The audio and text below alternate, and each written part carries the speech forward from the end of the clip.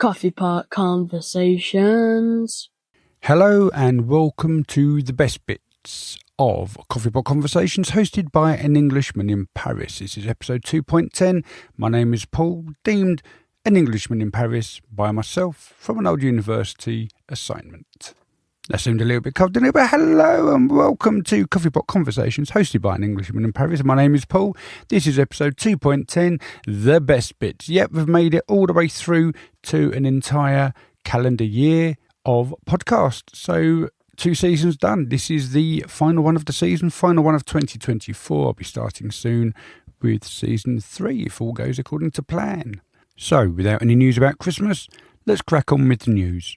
And so, as always, I do try and run a bit of a theme throughout my podcasts. And this one is, at the moment, about Marie Antoinette. It's not about her, it's about her jewellery. A watch that's been made for Marie Antoinette is to go on display for the first time in the UK at London's Science Museum. It features rubies, sapphires, platinum and gold, and it was created without a budget and has 823 parts. Although it was meant for her, she didn't live long enough to see it, unfortunately. However, it will now form a part of the Science Museum's exhibition Versailles, Science and Splendour. And it's going to open on the 12th of December. So for those of you listening in 2024, get yourselves down to the Science Museum in London if you're around from December the 12th. If you want to have a look, that is. Abraham Louis Breguet. I've really badly, poorly pronounced that. I know I have. So let's just anglicise it a little bit. Abraham Louis Breguet. He was asked to make the watch in 1783, and it wasn't completed until after his death in 1827. It was nicknamed the Grand Complication and believed to be the most valuable watch in the world. Apparently, it represents something of a holy grail for horologists. That's according to the BBC. It was stolen in 1983 and it was missing for more than 2 decades.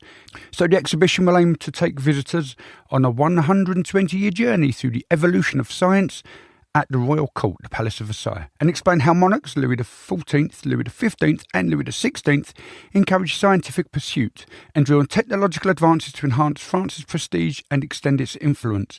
Now, I don't know if they're going to have the seated lift. That's something that I would want to see.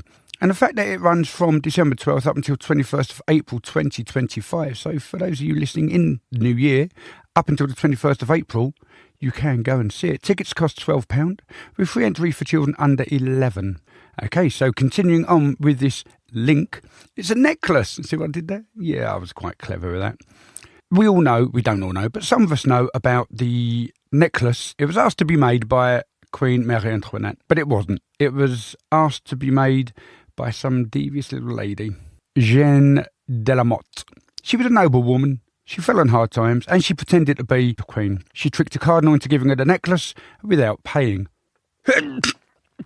Oh, excuse me. When Marie Antoinette, who had no knowledge of the transaction, was contacted about the absence of the final payment, the cardinal was arrested but declared innocent. La Motte was found and branded with the V for thief. Nope, V for Velus, which means thief. It was a hot iron. So pretty much what happened was the necklace from the original, it was had 650 diamonds, it weighed around 2,800 carats. It was sold bit by bit on the black market. Now, a jeweller working in London on Bond Street confirmed that he bought more than half of them for £10,000 back in the day, shortly after their disappearance. These diamonds were reset, and it became part of the Anglesey family jewellery collection for about 100 years before it was sold to a private Asian collector in the 1960s. And this piece was previously worn by the Marquess of Anglesey at Queen Elizabeth II's coronation in 1953, and it was also worn 16 years earlier at King George VI's crowning. But it has been sold for $4.8 million. That's roughly £3.8 million. And whilst talking about auctions and revolutions, you can't help but notice that Napoleon's pistols that were gifted after Waterloo to Captain Marshall on board HMS Bellerophon on the 6th of August 1815, they're up for auction. They are expected to fetch about £14,000. So that's going to be December the 4th at Olympia Auctions in London. I'm a little bit disturbed by that. I'm not going to go over the whole Napoleon story because that really is a whole different episode. But £14,000 for a pistol or a pair of pistols that belonged to Napoleon, and yet there's a rare Austrian wooden shield from the second half of the 15th century, and they reckon it's going to fetch between 25 and 30,000. Now, to me, I mean, I don't know much about shields, but pistols owned by Napoleon and given to someone after his defeat, whilst he was on board the ship, waiting to be shipped out. Another story. I think that'd be worth quite a bit. I know they're not diamond encrusted and stuff. I don't know. I guess there's some provenance in there somewhere. Not to worry. Just wanting to cover the fact that Paris was in snow. It had about 3 centimetres, just over an inch worth of snow land. Obviously, it caused a bit of disruption, bit of unexpected frivolity for the school kids, especially those that had their schools cancelled. But disruption for airports and roads with traffic closures and restrictions. So something that happens around the world with these storms is they all get given names, and this one in France, the latest one, is catalogue, which is, I believe it's Portuguese. So England gets Storm Bert. Very quickly in the news, they still haven't decided on Notre Dame whether we're going to have to pay to go in or not. That's going to create a bit of problems come December the 7th when it is due to open. More on that later on next year when I get more information. Also, Les Miserables opened up on the 20th November and will run until the 2nd of January in the Grande Salle at Le Théâtre du Châtelet.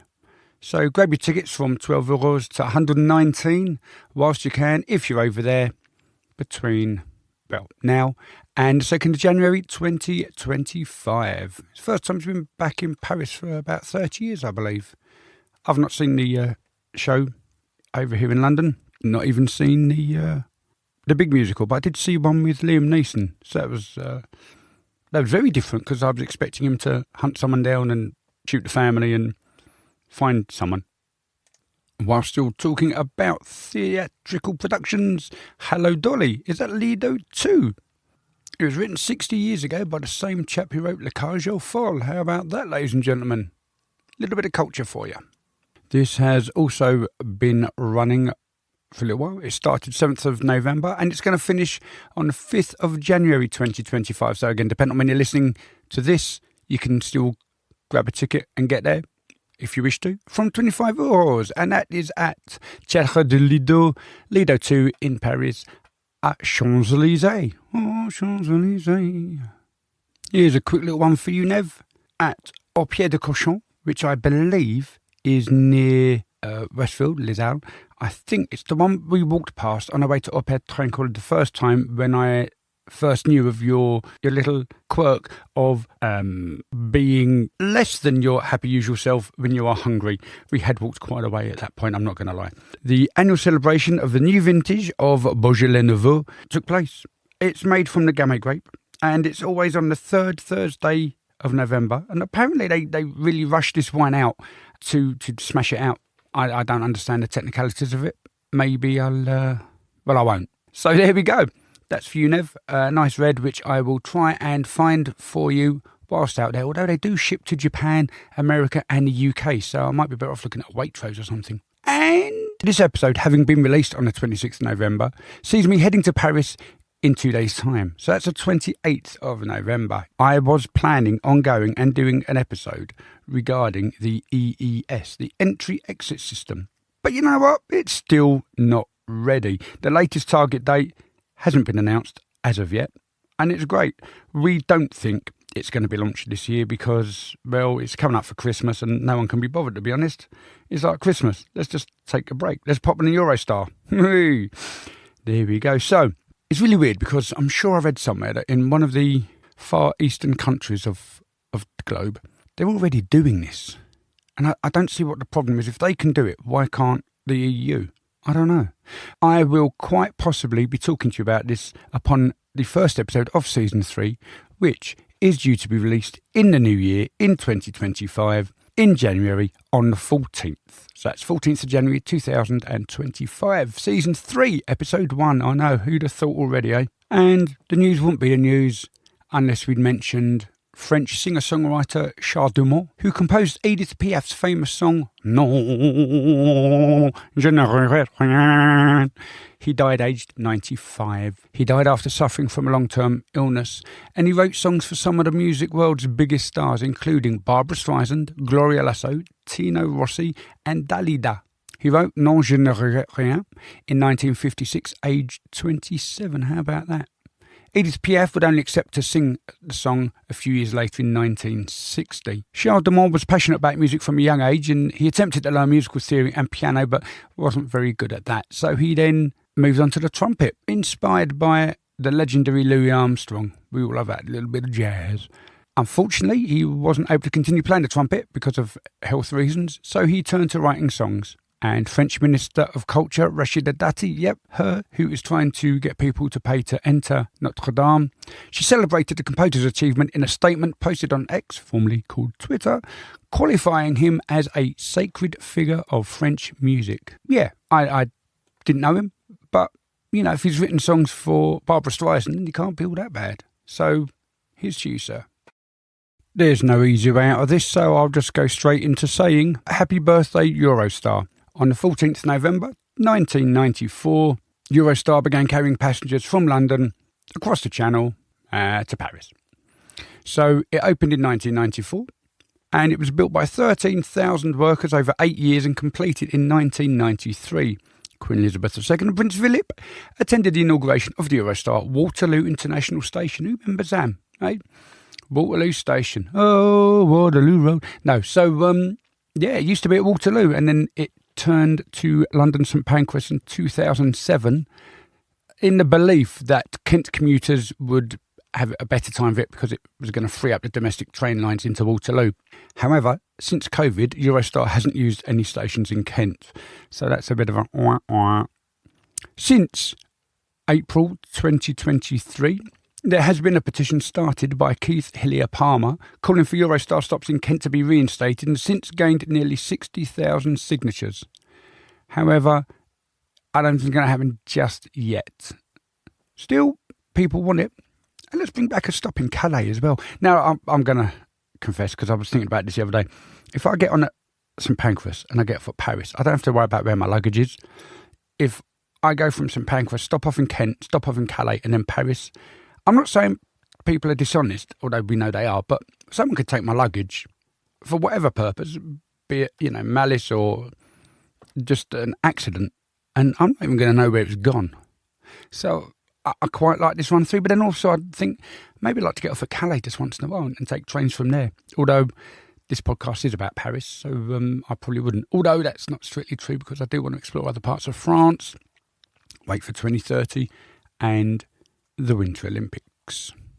And finally, just to let people know that your bank cards are changing in France, but not until about 2030 will they all be done. And pretty much what this is to do with is that they're going to reduce the risk, they're going to allegedly reduce the alleged risk of alleged fraudulent activity whereby your card details won't be on the card, they'll just be on your phone. Now, a funny thing happened to me the other day.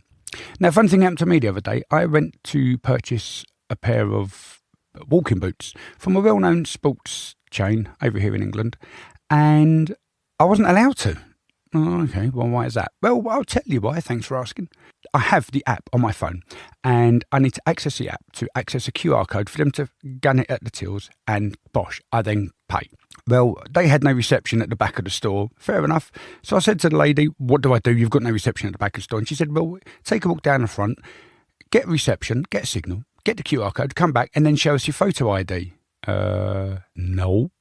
I don't carry photo ID on me. I don't need to. I'm of an age where I'm well over 25 and I don't look under 25. I don't get asked for ID. And if I do, then I normally know I'm meant to have that ID with me. Such as if I go to, Paris on Eurostar, I know I'm going to have ID, such as my passport. Great. I sometimes take my driving licence just in case anything happens, such as I may lose my passport. I've got my driving licence, another form of ID. But that's pretty much it. Sometimes you go to these nocturnal venues and they say, we need your ID. I don't know why, but they do. So you give it and, sometimes they register it, sometimes they don't. And that's fine. I understand that because they tell you in advance, bring your ID. But for me to go and make a purchase in a shop using the store card that they've provided that's sitting on my phone and then have to show photo ID. I think that's silly, because if I was to make a purchase using my bank card, would I still need to show photo ID to prove it's my bank card? I don't know. I don't know. I made a purchase from I don't know how, it was Argos. They ask you to show you a card if you've paid by the Argos card, and that's fair enough, because, it could be done not quite the right way. But to me, if I've got the app on my phone, I should be able to just show my phone and not the card. Crazy times where no one actually knows what's going to happen. So all that the French banks are going to do is take the details off of the card. So how this is going to work is you'll make a transaction in the shop using your numberless card, and they will then ping you over a code, because you're going to give your email address or your phone number, and then you can access that sort of verification code. So you're entering a PIN. This whole tap-to thing isn't, and it's just long. But if it stops crime, then that's great. I don't know if it will do, because there are bound to be other ways around it. There are bound to be problems. That, ladies and gentlemen, is the end of the news for 2.10, the best bit. Rory, over to you. Coffee pot conversations. Okay, so this is the best bits of season 2. Unintentionally, I created a theme of twos, which I'm going to run throughout this little conversation with you. I have quite a few best bits. Towards the end, Rory and Jasper share with me their best bits, and that's quite possibly the only best bits that I've been told. So again, please let me know of your best bits. Just email bestbits@anenglishmaninparis.blog. It could be from season 1, from season 2, and even season 3, which is going to be starting in January. That's January the 14th, 2025. But enough about that. Season 2. So my first 2 section of this is my November interviews. I did 5. I released 4 last season, and this season I released the Wallace Fountains of Paris in 2 parts, because it was a long interview. And it's my first 2-parter, and it's the second part of the November interviews. There are quite a few best bits here that I've picked up that I'm going to quickly run through with you. So the first one is a quote from Barbara Lambesis of the Wallace Fountain Society. Look, see, understand. Look, see, understand.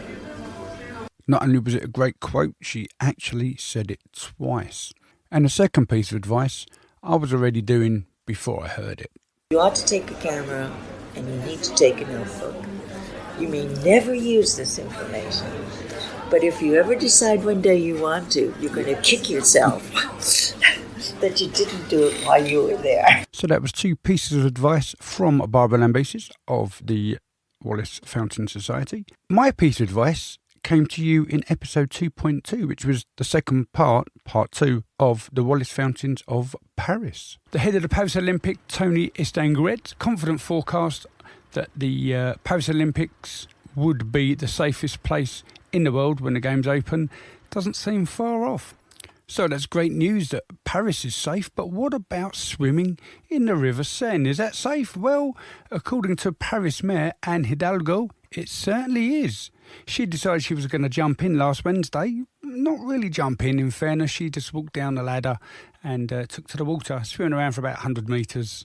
She had originally planned to swim in the river last month, but was forced to delay after tests indicated the presence of faecal matter was 10 times higher than authorised limits. A little tip for you guys just starting your university journeys. There's a difference between submitting a thesis and handing in your thesis. I speak from experience. And whilst talking about poo in the water, the Paralympics, like the Olympics, have had problems around the Seine. So the paratriathlon events were postponed by 24 hours because of poor water quality. It came down to the fact that there was, again, heavy rainfall, and it just knocked the levels out a little bit. I don't know what they're going to do. They've pumped through all this money. Yes, they've got it working, but they just need to try and do something else. It's difficult to know. It really is. I'm not a scientist. I'm not a marine biologist. If that's what, I don't think it has anything to do with marine biology. It's just just poo in the water. So there you go. Not good. Back to episode 2.2, and I, in the news section, talk about Emily in Paris. And I come across a phrase that I have never heard of. "If it is a metaphor for American imperialism, then it is an effective one," said one critic. However, others disagreed, with one Parisian reviewer writing, "While the clichés contribute to the Netflix show's success, they also attract criticism, but most are more or less true." Another writer with skin in the game. They wrote, "As an American I don't know what that means. Another writer with skin in the game wrote, as an Standard, if you're listening, please let me know. Another writer with skin in the game wrote, "As an American in Paris, I love Emily's vinegary take on the City of Light." Back to the theme of twos for season 2, and I did 2 episodes on the Paris Olympics. I wasn't planning on doing it, but after the first episode explaining what myself and Evan the boys got up to during the Olympics, I thought I'd actually cover the Olympics. So one of the best bits, the first best bit you're going to hear, is where I am discussing the apartment that we stayed in Paris. Had a little supermarket just sort of down the road, a little outdoor market that was there on the Sunday, so that was nice. Never got some bits. I forgot what she got. I think she got some cherries. Might have just made that up. I don't remember, but I had to order the beef tomato. Yep. Which I ordered. I did the whole kit and caboodle in French. I loved it. Had no idea what I was doing, but read the signs and the chaps there trying to help, and we did well. We did well. Ordering 1 beef tomato, and I think it was 200 grams of cherries. Just thinking back, and smile on my face. I did really well. It's my first market. How about that, Nev? My first market in Paris that I negotiated and successfully got not only food but what you actually wanted. So that's a winner. For me, what I liked again as the best bit, generally for the episode, was I'm not going to say I went off script. I didn't. I had bullet points, and then I just went through those bullet points, which is a little bit unusual for me these days. Normally I write and study research in my monologue episodes and take it from there, or I'm out interviewing people. But this was like the best bits, really. I have a rough idea of what I'm going to be talking about, and then I just go loose cannon. Stay tuned for an extra additional best bit from episode 2.3 that didn't make the final cut because, well, you'll find out towards the end of this episode. So on to episode 2.4. The thing with French words is generally the stress stays level throughout, unlike English where we change it. So, for instance, the word, oh dear, that's really embarrassing. So here, embarrassing. You hear the stress and embarrassing. Now in French, embarrassment, I made it up. I will need to check on Google Translate for that. Embarrassant. So it's all monosyllabic, which it isn't. It's monotonal. Embarrassment, which is quite embarrassing calling it monosyllabic because embarrassment sounds like 4 syllables to me. Anyway, syllable. You hear the stress on the syllable. Not syllable. It's syllable. Syllabe. So again, it's monotonal. Syllabe. There's no intonation anywhere. Syllabe. It's just there. Syllable. So anyway, yeah. We had a masked rider in shining silver armour riding a horse down the Seine. Some say it was Joan of Arc. Others alluded to Sequana, the Gallo-Roman goddess of the river Seine. There were 2 people under the hood of Sequana at the Olympics. The one on the Seine riding the mechanical horse was Breton Morgane Suchard, who designed the trimaran that carried the horse. She is a naval architect and a navigator. And the second real-life horse rider, it was a real-life horse and she rode it, was a non-commissioned officer of the National Gendarmerie, Florian Issern. The second best bit is where the Olympics had finished, and it was after I'd done all my talkies. I'd been back for a little while. I then caught up with watching it. I hadn't planned on what I was going to say, as you can hear by the fact that I just put my papers to one side and go off on one. What did I think of the closing ceremony? Well, I'm now totally off script, as can be heard by me moving my paper away from my desk. The closing ceremony, it was all right. It wasn't anything major. Yeah, that was a deep exhalation. Deciding that I'm going to, because I had no choice really, I was going to go back onto a monologue episode. I wanted just to add that little bit of something else that stemmed from the Olympics, and that's exactly what I did. Coffee pot conversations. Coffee pot conversations. Now, in theory, it will be here that I feel I should be inserting a song, but I'm going to hold out and put it in the regular slot, which is after the conclusion and before the coming up section. So wait to hear that song. Now, this next section is from not a second part, but it's another two. I did 2 monologue episodes in season 2, and this was the second one. And this one was about Urban ink, which is the ink that I use in my fountain pens whilst writing my blog, available to read on An Englishman in Paris.blog. Anyway, we talk about Brigitte Macron and Emily in Paris. Second time we've mentioned her today. It's to do with the French word for vagina. And I just struggled. I was going to say get my mouth around it, but that's really wrong. Many levels of wrongness there. But it's the whole masculine feminine thing of, in my mind, I can see how it should be if it were to be feminine. This is all to do with l'Académie Française, which, yep, will be another episode. I don't want to do this because I've not got there yet, but it is a little bit of a spoiler alert for Emily in Paris. So, Nev, if you're listening to this before we get around to episode 7 of season 4, cover your ears now. Brigitte Macron makes a cameo. Yep, she does. She's there for a little while. We mentioned her in... We didn't. They mentioned her in season 1, which was great when they were saying about how the French word for vagina is masculine, which I don't know, le vagin, as opposed to la vagin. And my pronunciations totally went out the window there, but le vagin as opposed to la vagin. Why am I doing that wrong? Le vagin and la vagin.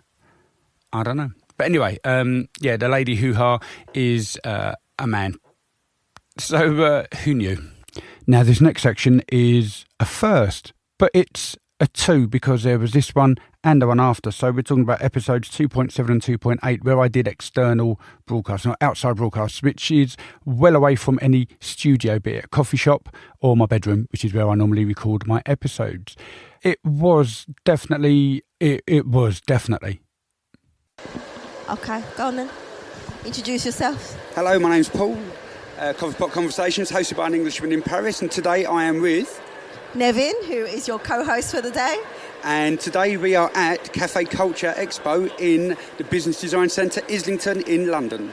This was the first interview that we did, and I like my introduction when I got back home and how it sort of fed into what was coming next.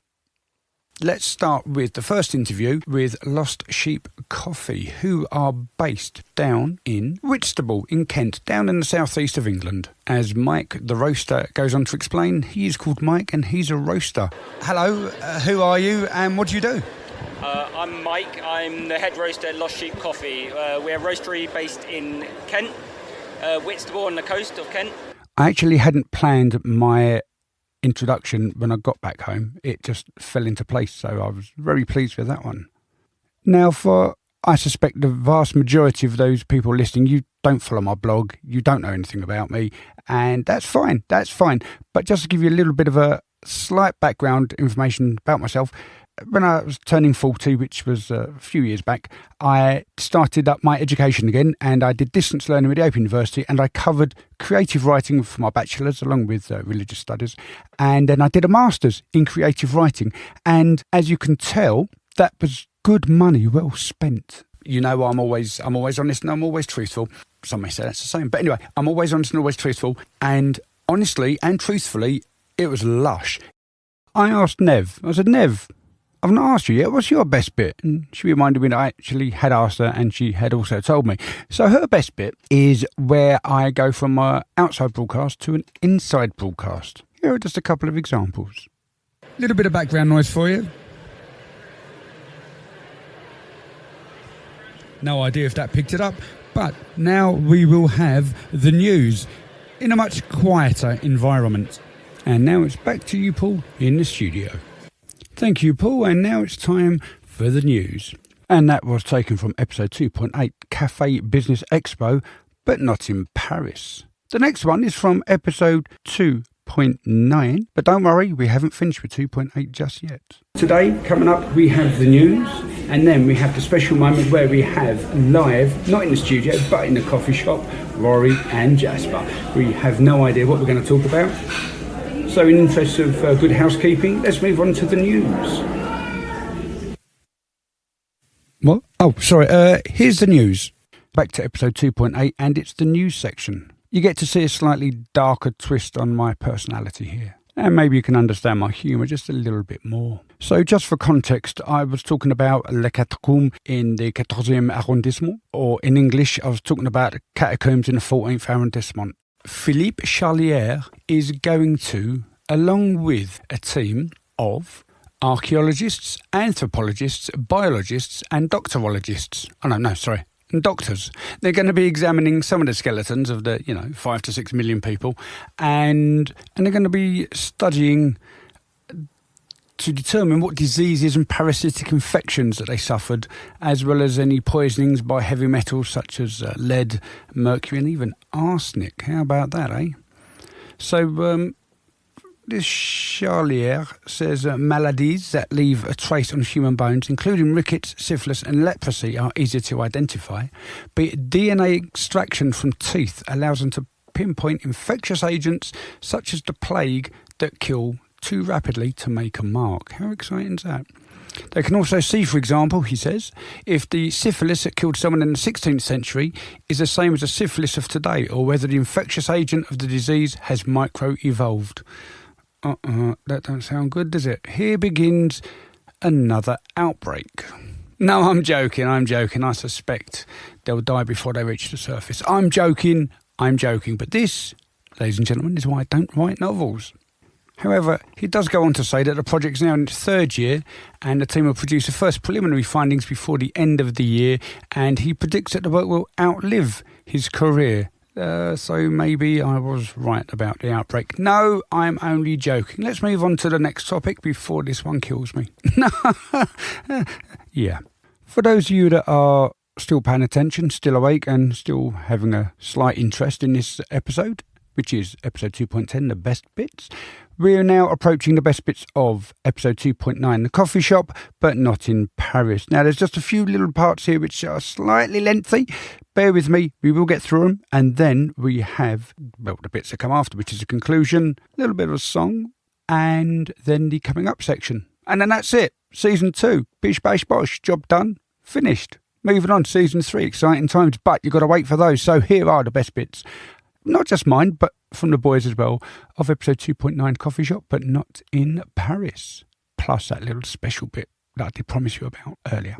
So I was saying earlier about Season 2 having lots of two. So yes, my two boys with me. It was the first time I've interviewed them both together. We had the first two parts of the season, which were for the Wallace Fountain. Then I did two unexpected episodes for the Olympics. Then I did two monologue episodes, which was Champs-Élysées and Urban Inks. Then I did two outside broadcasts, which was episode 2.7 Cafe Culture, but not in Paris, and episode 2.8 Cafe Business Expo, but not in Paris. You can see the theme here, where things are not in Paris. I was then left with one more episode, which is why I brought both boys together. See what I did there? Both boys. So what sort of food were we eating this time around?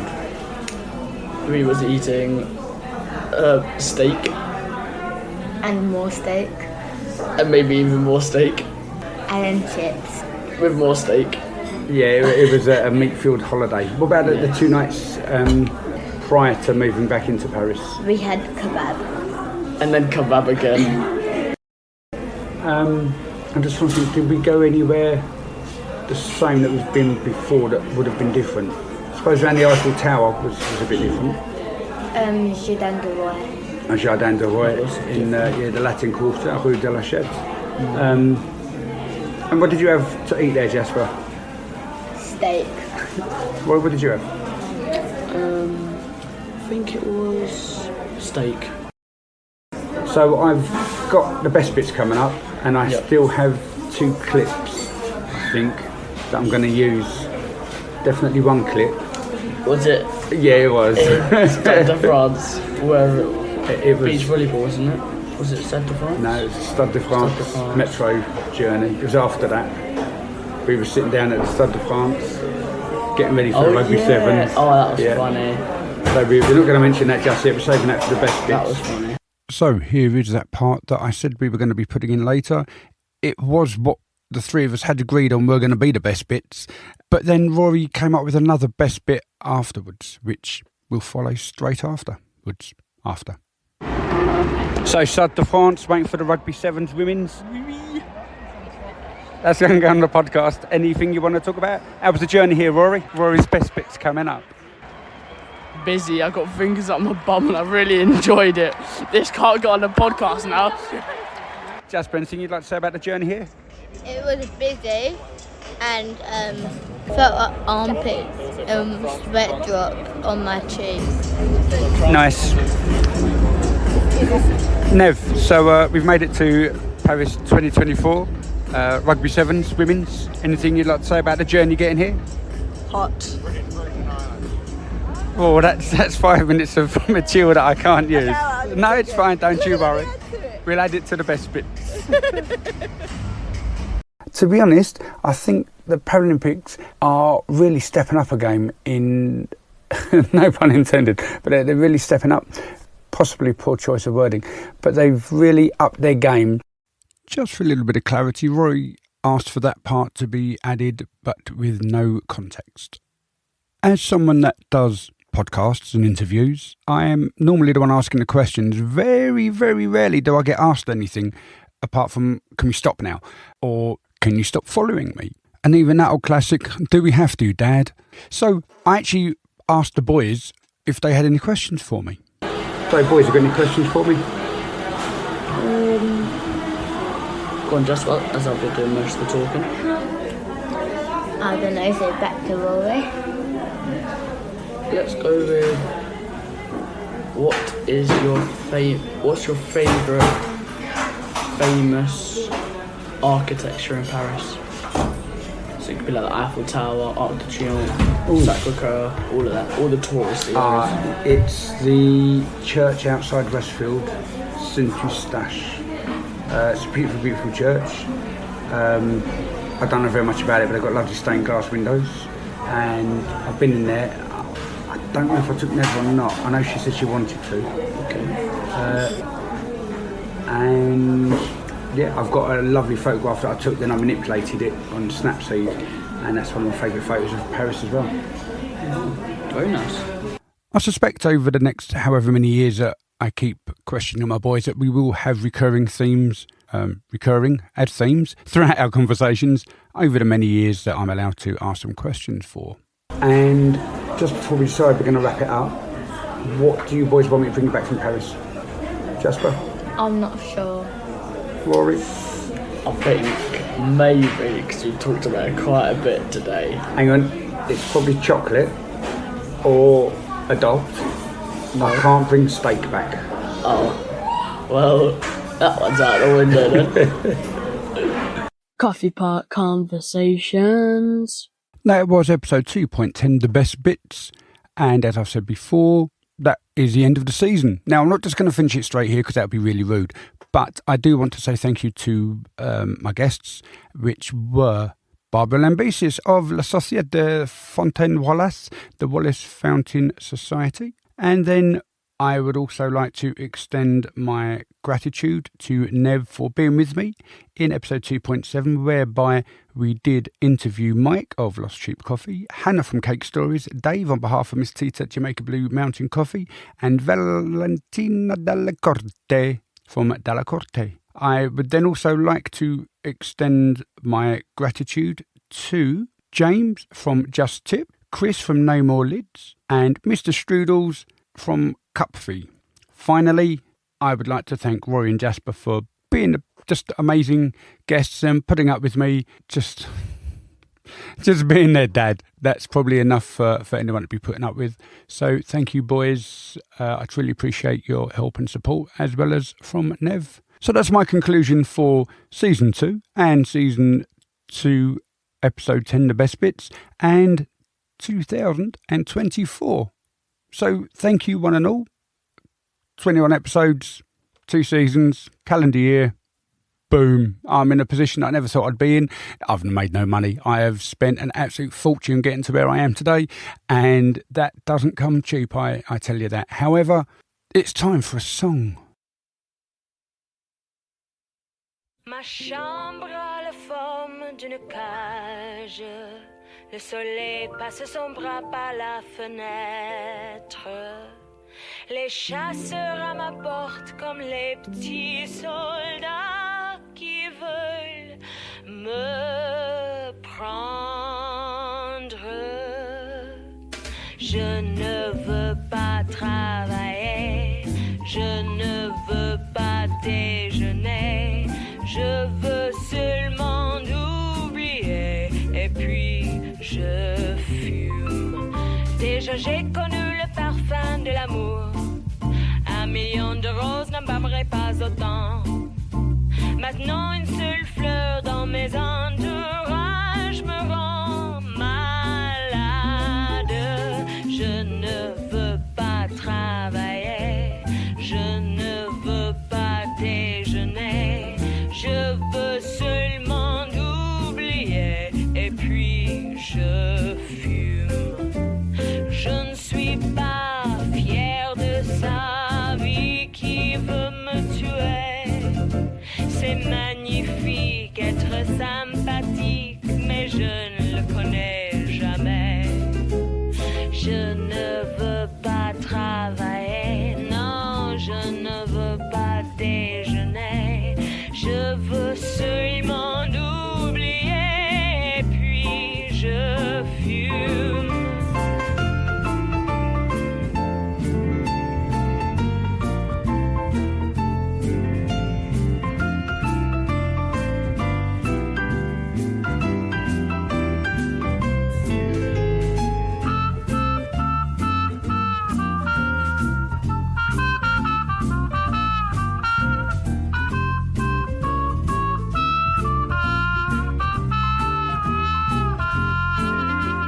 Je ne suis pas fière de sa vie qui veut me tuer. C'est magnifique être sympathique, mais je ne le connais jamais. Je ne veux pas travailler, non, je ne veux pas déjeuner. Je veux seulement oublier, et puis je fume.